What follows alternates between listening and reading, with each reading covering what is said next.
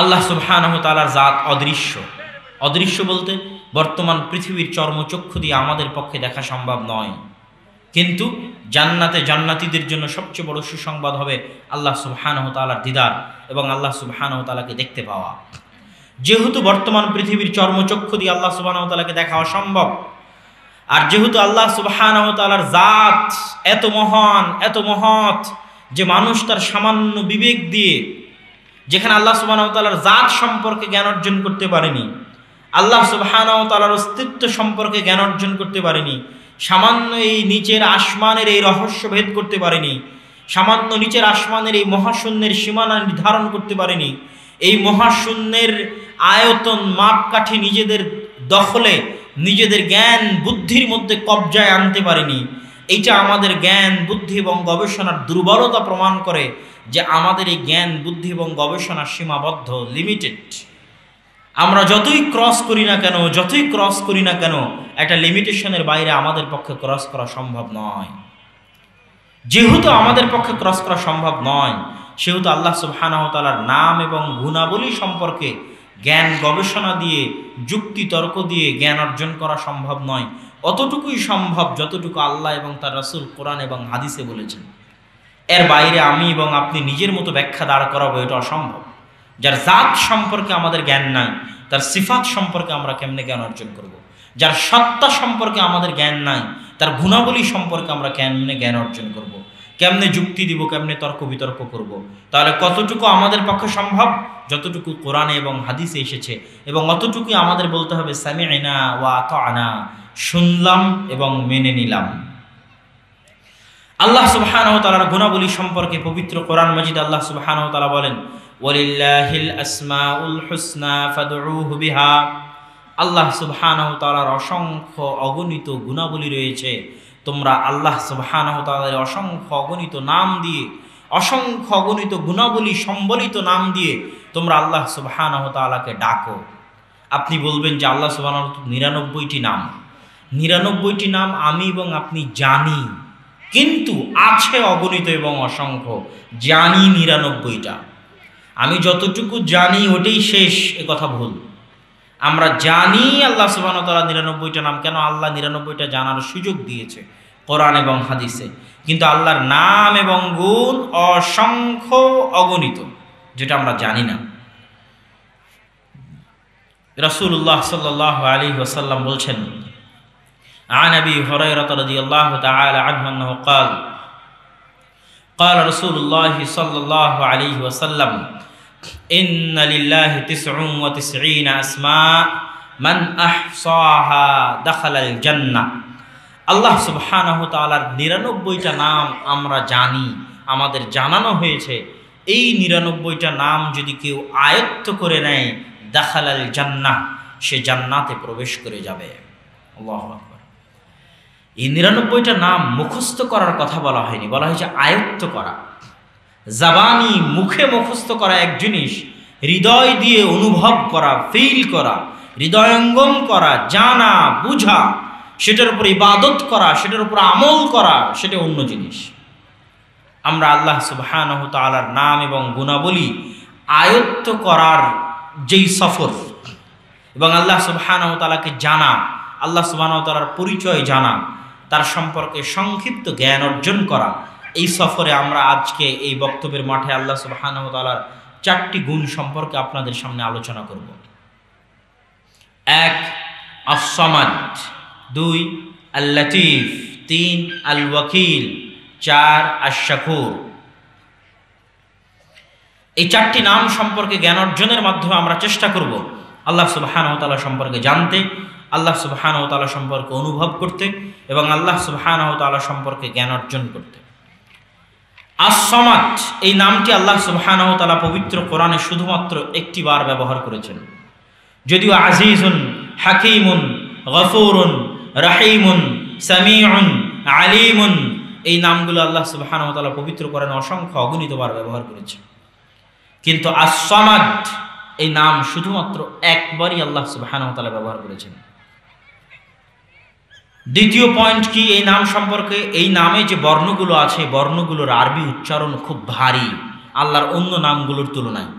রাহিমুন, হাকিমুন, গফুরুন, এই নামগুলোর উচ্চারণ অনেক নরম, অনেক মিষ্টি, অনেক হালকা, কিন্তু আরবি উচ্চারণ রীতি অনুযায়ী আস-সামাদ এই নামের উচ্চারণ অনেক ভারী। সাদ, মিম, দাল, অনেক ভারী বর্ণ দিয়ে আল্লাহ সুবহানাহু তাআলার এই নামটি সাজানো। 3, আল্লাহ সুবহানাহু তাআলার এই নামটা হচ্ছে ইসমে আযম। আমরা জানি, আমাদের গ্রামগঞ্জের মানুষজনও জানে যে ইসমে আজম দিয়ে দোয়া করলে দোয়া ফেরত দেওয়া হয় না। তো ইসমে আজম এই শব্দটার শাব্দিক অর্থ হচ্ছে সবচেয়ে বড় নাম, সবচেয়ে মহৎ নাম, সবচেয়ে মহান নাম, শাব্দিক অর্থ। তথা ওই দোয়া দিয়ে দোয়া করলে ফেরত দেওয়া হয় না যেই দোয়ার মধ্যে আল্লাহ সুবহানাহু তাআলার এই সবচেয়ে মহান, সবচেয়ে মহৎ, সবচেয়ে দামি নামের ব্যবহার করা হয়েছে। সেটা কোন নাম? সেটা হচ্ছে আস-সামাদ। যেমন ইসমে আজমের যে দোয়া, আল্লাহুম্মা ইন্নী আসআলুকা বিআন্নী আশহাদু আন্নাকা আনতাল্লাহ লা ইলাহা ইল্লা আনতাল আহাদুস সামাদ, এই সামাদ নামের ব্যবহার ওই ইসমে আজমের দোয়ার মধ্যে করা হয়েছে, তথা ওই দোয়ার মধ্যে আল্লাহর সবচেয়ে মহান নাম আস-সামাদ ব্যবহার করা হয়েছে। 4, রাসূলুল্লাহ সাল্লাল্লাহু আলাইহি ওয়াসাল্লাম বলছেন, মান ক্বারা সূরাতুল ইখলাস ফাকাদ ক্বারা সুলুসাল কোরআন, যে ব্যক্তি সূরা ইখলাস পাঠ করলো 3 বার, সে সমগ্র কোরআন একবার পাঠ করলো। কেন? সূরা ইখলাসের মধ্যে আল্লাহ সুবহানাহু তাআলার আল ইসমুল আযম, সবচেয়ে মহান এবং মহৎ নামের ব্যবহার এবং সেই নামের ব্যাখ্যা করা হয়েছে সূরা ইখলাসের মধ্যে। আর ওইটাই একমাত্র সূরা যেই সূরার মধ্যে একবার মাত্র আল্লাহ সুবহানাহু তাআলার এই নাম ব্যবহার হয়েছে, আর কোরআনের কোথাও আল্লাহ সুবহানাহু তাআলার এই নামটি ব্যবহার করা হয়নি। তাহলে এতগুলো কথা বললাম আস-সামাদ সম্পর্কে। এবার আমাদের কি মনে হয় না যে আস-সামাদ সম্পর্কে আমাদের একটু হলো জানা উচিত? কি বলেন? আমার সাথে একটু কথা বলতে হবে। গতানুগতিক বক্তব্যের চাইতে আমি আপনাদের কিছু শিখাতে চাই, এজন্য আপনাদের পক্ষ থেকে জবাব প্রয়োজন। আস-সামাদ সম্পর্কে আমরা এতক্ষণ যে ভূমিকাগুলো জানলাম, সেই ভূমিকার আলোকে আমাদের কি জানা উচিত নয় যে সামাদ মানে কি? অবশ্যই জানা উচিত। আস-সামাদ শব্দের 2টি অর্থ। 1, আল্লাহ সুবহানাহু তাআলা অমুখাপেক্ষী। 2, আল্লাহ সুবহানাহু তাআলা ব্যতীত পৃথিবীতে আর যা কিছু আছে সবকিছুই আল্লাহ সুবহানাহু তাআলার মুখাপেক্ষী। এই মুখাপেক্ষী আর অমুখাপেক্ষী দ্বারা কি বুঝাচ্ছে? যেমন আল্লাহ সুবহানাহু তাআলার জাত ব্যতীত এই পৃথিবীতে আর যা কিছু আছে, মানুষ, জিন, ফেরেশতা, পোকামাকড়, কীটপতঙ্গ, সবকিছু আল্লাহ সুবহানাহু তাআলার মুখাপেক্ষী। এর অর্থ হচ্ছে তারা মানলেও আল্লাহর মুখাপেক্ষী, না মানলেও আল্লাহর মুখাপেক্ষী, বিশ্বাস করলেও আল্লাহর মুখাপেক্ষী, বিশ্বাস না করলেও আল্লাহর মুখাপেক্ষী, বুঝলেও আল্লাহর মুখাপেক্ষী, না বুঝলেও আল্লাহর মুখাপেক্ষী, আনুগত্যশীল অবস্থায় আল্লাহর মুখাপেক্ষী, না হলে বাধ্যগত অবস্থায় আল্লাহর মুখাপেক্ষী, স্বেচ্ছায় আল্লাহর মুখাপেক্ষী, না হলে পিটানো অবস্থায় আল্লাহ সুবহানাহু তাআলার মুখাপেক্ষী। সকল অবস্থায় আল্লাহ সুবহানাহু তাআলার দিকে ফিরে যাওয়া ছাড়া, আল্লাহ সুবহানাহু তাআলার দিকে মুখাপেক্ষী হওয়া ছাড়া, আল্লাহ সুবহানাহু তাআলার নিকট ফিরে যাওয়া ছাড়া পৃথিবীর কোনো সৃষ্টিজীবের কোনো রাস্তা নাই। যে আর কোনো রাস্তা আছে এই রাস্তা ছাড়া, যে পৃথিবীর কোনো সৃষ্টিজীব আস-সামাদ এর নিকট ফিরে যাবে না, মানলেও না মানলেও, বুঝলেও না বুঝলেও, বিশ্বাস করলেও না বিশ্বাস করলেও, ইচ্ছায়, বাধ্যগত অবস্থায়, আনুগত্যশীল অবস্থায়, জোরপূর্বক অবস্থায়, এর বাইরে আর কোনো রাস্তা পৃথিবীর কোনো সৃষ্টিজীবের নাই। তাদের শেষ result, last result, return back to Allah সুবহানাহু তাআলা, আল্লাহ সুবহানাহু তাআলার নিকটে ফিরে যেতে হবে। এটাই শেষ ঠিকানা, এটাই শেষ রেজাল্ট। পৃথিবীতে যত মানুষ, জিন, ফেরেশতা, কীটপতঙ্গ, পোকামাকড়, যা কিছু জীবজন্তু, জানোয়ার আছে, সবার বুঝলেও না বুঝলেও, মানলেও না মানলেও, ইচ্ছায় অনিচ্ছায়, আনুগত্য অবস্থায়, বাধ্যগত অবস্থায় আল্লাহ সুবহানাহু তাআলার মুখাপেক্ষী, আল্লাহ সুবহানাহু তাআলার নিকট ফিরে যাওয়া ছাড়া কারো সামনে কোনো রাস্তা নেই। তার উদাহরণ ফিরআউন। 1700 বছরের রাজত্ব এত অল্প সময় নয়। রাসূল সাল্লাল্লাহু আলাইহি ওয়াসাল্লামের চলে যাওয়া এখনো 1400 বছর পার হয়নি, সেখানে ফেরাউন রাজত্ব করেছে 1700 বছর। কত শক্তি এবং কত দাপট থাকলে নিজেকে খোদা দাবি করা যায়, নিজেকে পৃথিবীর প্রতিপালক দাবি করা যায়। সে স্বেচ্ছায় মানতে চায়নি যে তাকে আস-সামাদের নিকট ফিরে যেতে হবে। সে ইচ্ছায় আনুগত্য অবস্থায় মানতে চায়নি যে আস-সামাদ এই নামের প্রভাব প্রতাপ এত বেশি যে ওই রকম ফেরাউনের কোনো ভ্যালু নাই। আস-সামাদ এই নামের সামনে এই নামের প্রভাব এবং প্রতাপ এত এত বেশি। কিন্তু যখন স্বেচ্ছায় মানেনি, বুঝেও মানেনি, বিশ্বাসে মানেনি, তখন অনিচ্ছায় বাধ্যগত অবস্থায় 16 আনা অসহায়ত্বের সাথে যখন সে পানিতে ডুবে মরছে, তখন বলছে আমানতু বিরব্বি মূসা ওয়া হারুন, তখন সে বাধ্যগত অবস্থায় নিজের অসহায়ত্ব দেখে সে বুঝতে পেরেছে পৃথিবীতে আসলে এটাই শেষ রেজাল্ট, এর বাইরে আর কোনো রাস্তা নাই যে আমাকে এবং আপনাকে আল্লাহর নিকটে ফিরে যেতে হবে এবং আমি এবং আপনি আল্লাহ সুবহানাহু ওয়া তাআলার মুখাপেক্ষী, এর বাইরে কোনো রাস্তা নেই।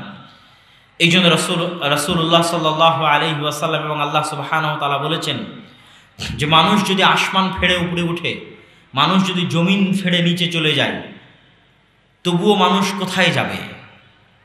যেমন বাপের সাথে যখন বনি বনা হয় না, তখন বাড়ি ছেড়ে বের হয়ে যাব, তোর বাড়িতে থাকবো না। আমরা করি না এরকম অনেক মানুষই করে, রাগ করে বাড়ি থেকে বের হয়ে গেছে। তখন আল্লাহ সুবহানাহু ওয়া তাআলাকে মানবে না, তো আল্লাহ সুবহানাহু ওয়া তাআলার রাজত্ব থেকে বের হয়ে যেতে হবে। তো আল্লাহ সুবহানাহু ওয়া তাআলার রাজত্ব থেকে বের হয়ে আসমান ফেড়ে উপরে যাবে, না হয় জমিন ফেড়ে নিচে যাবে, গিয়ে যাবে কোথায়? বাপের বাড়ি ছেড়ে তো বের হয়ে গেলেন, আল্লাহর রাজত্ব ছেড়ে কোথায় যাবেন? তা আল্লাহর প্রশ্ন যে মানুষ যদি আসমান ফেড়ে উপরে উঠে জমিন ফেড়ে নিচে কোথাও যায়, যেখানেই যাক সেখানে কার রাজত্ব? আল্লাহ সুবহানাহু ওয়া তাআলার রাজত্ব। তাহলে আস-সামাদ তার নিকটে মানলেও ফিরতে হবে, না মানলেও ফিরতে হবে, বুঝলেও ফিরতে হবে, না বুঝলেও ফিরতে হবে, জানলেও তার মুখাপেক্ষী, না জানলেও তার মুখাপেক্ষী, স্বেচ্ছায় তার মুখাপেক্ষী না হলে বাধ্য হয়ে তার মুখাপেক্ষী হতে হবে, আনুগত্যশীল অবস্থায় তার মুখাপেক্ষী না হলে পিটানো অবস্থায় জোরপূর্বক অবস্থায় তার মুখাপেক্ষী হতে হবে। আপনারা আপনাদের নিজেদের উদাহরণ দেখতে পারেন। মানুষের যখন টাকা বেশি হয় মাটিতে পা থাকে না, কিন্তু সামান্য এক করোনার সময় মানুষের যে ভীতিকর অবস্থা তা বুঝিয়ে দেয় মানুষ কত দুর্বল। আপনার পরীক্ষা যে আপনি স্বেচ্ছায় আল্লাহর কাছে ফিরে আসবেন, স্বেচ্ছায় আল্লাহর মুখাপেক্ষী হবেন, না যখন প্যারালাইজ হয়ে মেডিকেলের বেডে পড়ে থাকবেন, না যখন অ্যাক্সিডেন্ট হয়ে হাত পা ভেঙে যাবে, না যখন করোনা হয়ে আইসিইউতে থাকবেন, না যখন আর কোনো বড় বিপদে পড়বেন, তখন আল্লাহর কাছে ফিরে আসবেন, বাধ্যগত অবস্থায় ফিরে আসবেন, সেটার অপেক্ষায় না স্বেচ্ছায় আল্লাহ সুবহানাহু ওয়া তাআলার কাছে ফিরে আসবেন। এটাই হচ্ছে আমার এবং আপনার পরীক্ষা। সম্মানিত উপস্থিতি, আল্লাহ সুবহানাহু ওয়া তাআলার মুখাপেক্ষী সব কিছু, তার আর একটা দলিল দিয়ে আল্লাহ সুবহানাহু ওয়া তাআলা যে অমুখাপেক্ষী সে আলোচনায় যাব।